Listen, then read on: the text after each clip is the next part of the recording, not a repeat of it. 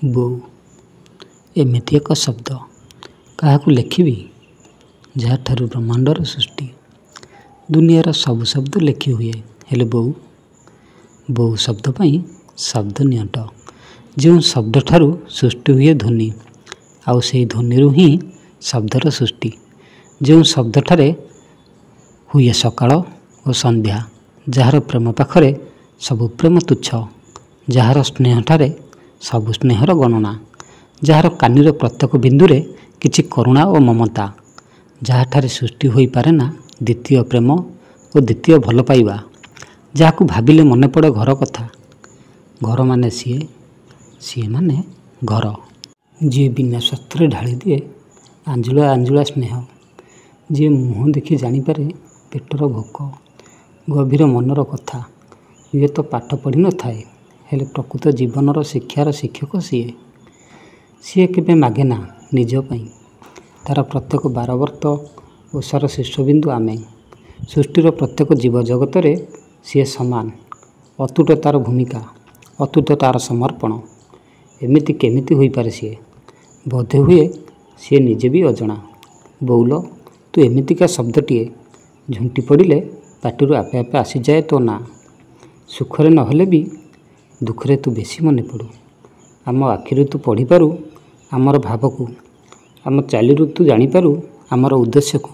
ତୁ ଆମ ପାଇଁ ସ୍ୱପ୍ନ ଦେଖୁ, ଉପବାସ ରହୁ, ଦିଅଁ ଦେବତାଙ୍କୁ ଡାକୁ।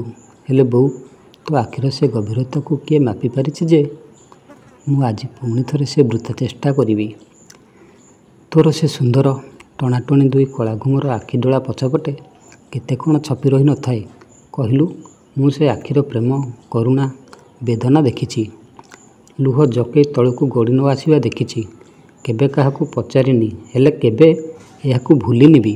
ବୋଉ, ସେ ମା', ସେ ମମତା, ସେ ଭାବ, ସେ ସତ୍ୟ, ସେ ତ୍ୟାଗ, ସେ ତପସ୍ୟା, ସେ ପ୍ରାଣ, ସେ ପ୍ରେମ, ସେ ପ୍ରାର୍ଥନା, ସେ ପ୍ରେରଣା, ସେ ଭକ୍ତି, ସେ ଶକ୍ତି, ସେ କର୍ମ, ସେ ଆଲୋକ, ସେ ବିବେକ, ସେ ଖୁସି, ସେ ଶାନ୍ତି, ସେ କ୍ରାନ୍ତି, ସେ ସାହସ, ସେ ସୌନ୍ଦର୍ଯ୍ୟ, ସେ ମନ, ସେ ମହାଶୂନ୍ୟ।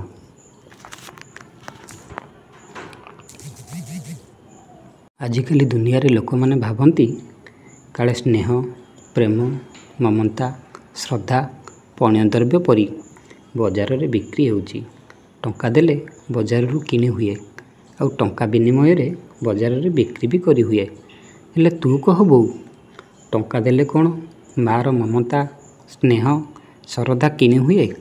ଆମେ ଅବୁଝା ହେଲେ ଆ ଜନମା ସରଗ ଶଶୀ ଗୀତ ବୋଲି ଆମକୁ ବୁଝାଇ ଦେଉ। ନିଜେ ଉପବାସରେ ରହି ଆମ ପେଟ କଥା ବୁଝିଥାଉ। ତୋର ପଣତ କାନି ତଳୁ ଅପୂରନ୍ତ ସ୍ନେହ ଅଜାଡ଼ି ଦେଉ।